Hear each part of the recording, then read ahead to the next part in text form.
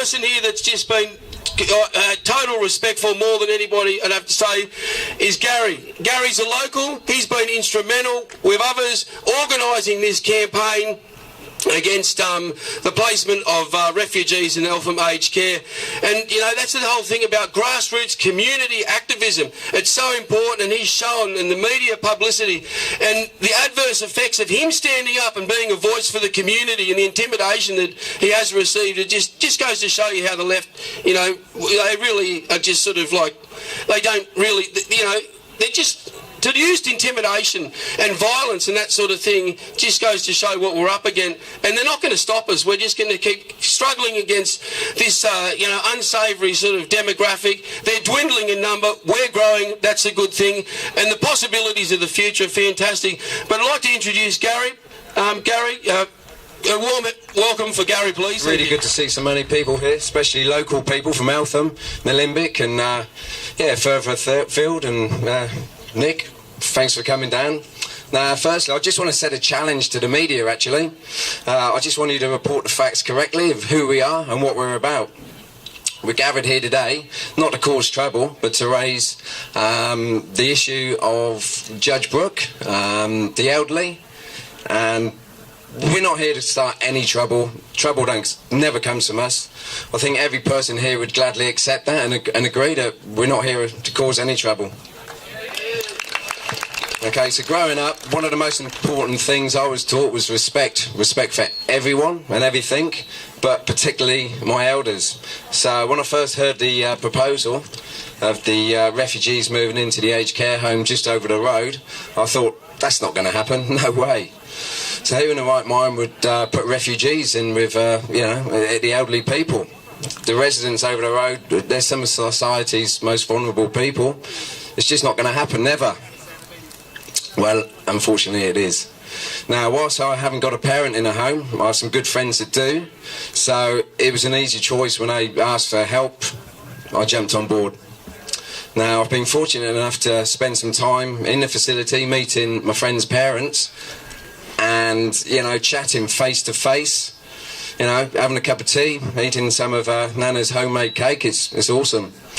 Anyway, the facts are the residents don't want this to happen in any way, shape or form. And when they're actually crying, it's, you know, they mean it. They don't want it to happen. Now, St Vincent's, they've pushed really, really hard for this. And why? It just comes down to the money. They don't care about the refugees. They don't care about the residents. It just comes down to the money, plain and simple. It's funny, you know, the Welcome to Eltham group who are like surrounding us all around the fencing, not one of them has actually put their hand up to say, listen, I'll take the refugees in my house. They're actually happy to force these people into the elderly care home. And, you know, they're clueless. And as Nick said earlier, so some of the intimidation tactics, you know, you get people banging on your windows and cracking on your door at 2 o'clock in the morning trying to intimidate me and scare my children. It's pretty poor. Yeah, they are scum, you're absolutely right. It's shame on them, and it's shame on the Limbic Council, because they could have nipped this in the bud right from day one, but they chose not to because the elections were coming up. Bonnie Hatton, the mayor, well, she's been booted out, obviously. Yeah, people spoke, and yeah, what a joke she is. Yeah, anyway, and it's a real shame on St Vincent's for just using this as a greedy cash grab. It's disgusting, and it just comes down to money. So, yeah, listen, I'll move on. I'll let somebody else speak. I'm not really a public speaker, but thanks everyone for coming along. It's today is all about the aged care, and yeah, you know, don't let the media fool you. Okay, thank you. Thanks very much, Garry. Thank you, mate. Fantastic, mate. It's nice to hear from a local resident. The next person we've got is Hugh Pearson. Hugh Pearson is a member of the United Patriots Front. He's been quite noticeable in the patriotic movement. I don't know Hugh that well, but he's our next speaker. But yeah, the problems with resettling refugees anywhere, you know, It's just, we know it, and we've just got to continue to struggle and don't give up. Don't give up. No surrender whatsoever. And just sort of, I've seen so many patriots over the years, and they've just seen the movement in a couple of years, and they've said, we're not getting anywhere, but we are getting somewhere.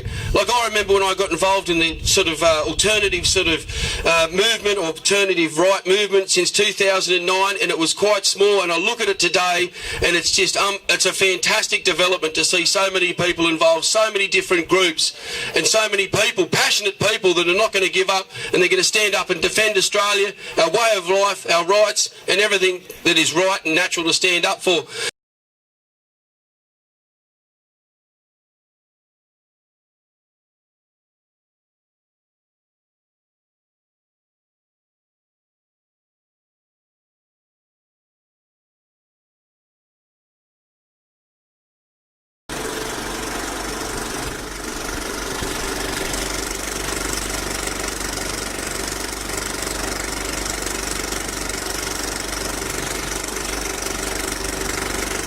Tune in tomorrow.